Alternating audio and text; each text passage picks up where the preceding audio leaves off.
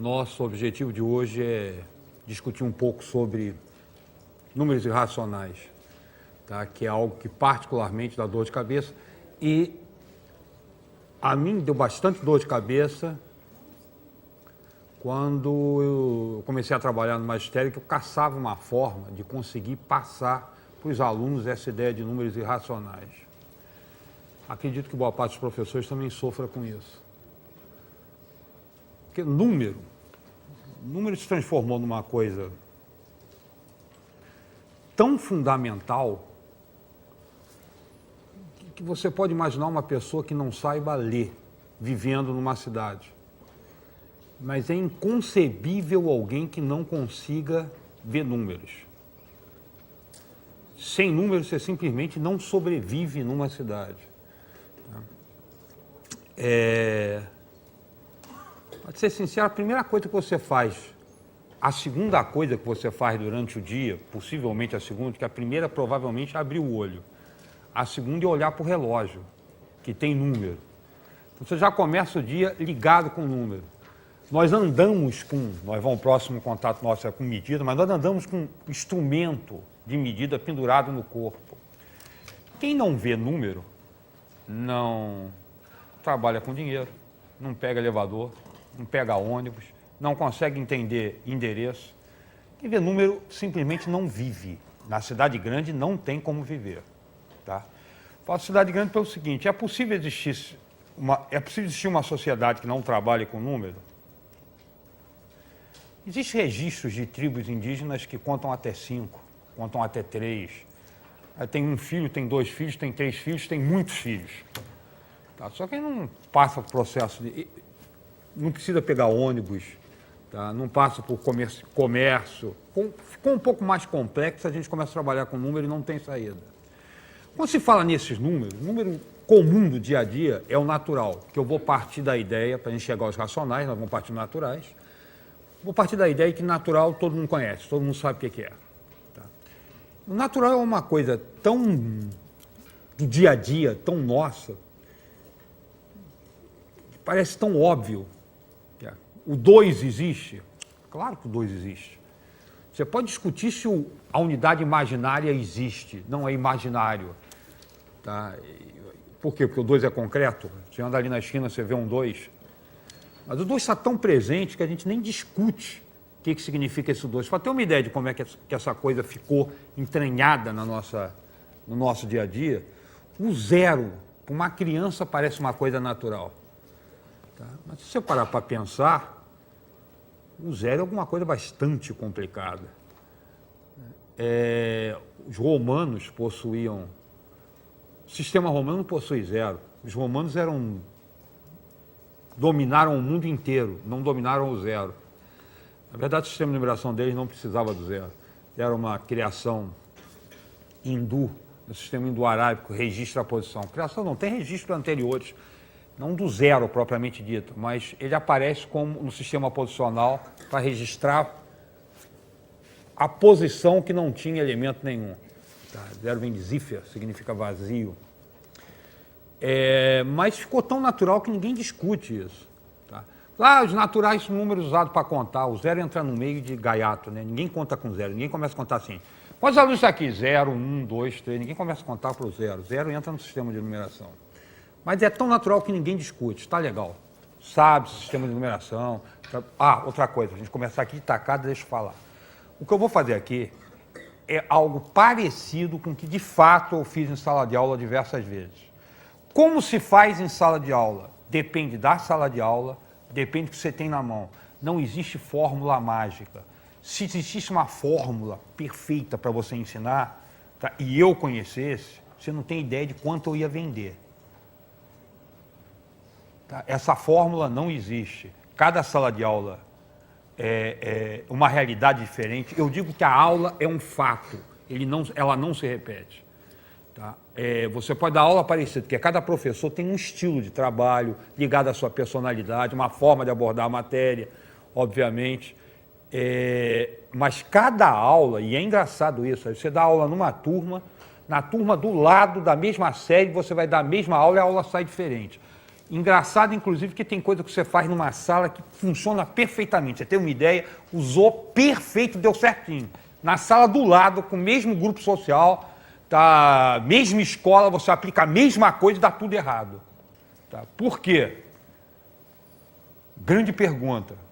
Na verdade, vão ser situações pontuais que cada um de nós, e esse é o barato do magistério, né? Cada um de nós vai atuar em cada sala de forma diferente. O que eu vou fazer aqui é um roteiro que com frequência eu fazia, depende. Se eu conseguir chegar ao final do que eu fiz aqui, um roteiro para conseguir seguir, tá? Duvido muito que eu chegue ao final, mas se eu chegar a tudo que eu quero, por exemplo, o final eu vou falar sobre enumerabilidade do conjunto dos irracionais, se são ou não enumeráveis. Isso está fora do ensino médio, mas já teve sala de ensino médio que eu cheguei a falar sobre isso. Depende da sala, depende do grupo, tá? Só que eu quero deixar claro uma coisa, o que eu vou fazer aqui não é a sequência histórica do nascimento dos números, como é que os conjuntos foram sendo gerados. É uma sequência didática, mas os números não vieram dessa forma. A gente trabalha com fração muito antes de trabalhar com números inteiros, com números com sinais, tá certo? Os números com sinais aparecem junto com um complexo na história. Tá? Ele não demora para aparecer. Tá? E outra, não surge assim, tive a ideia. Não é assim. Tem todo um trabalho, vai e vem na história, alguém utiliza isso, depois é recuperado. Tá? Não existe um ponto onde a coisa nasce, existe todo um... Alguns até nasceram assim mesmo, saem de uma tese, saem de um trabalho. Mas boa parte das coisas aparecem, vai e volta dentro da história. O que eu vou fazer é um roteiro didático, não histórico. Isso não tem a ver com a história dos números. Vamos lá começar a brincadeira para valer. Primeiro, natural existe.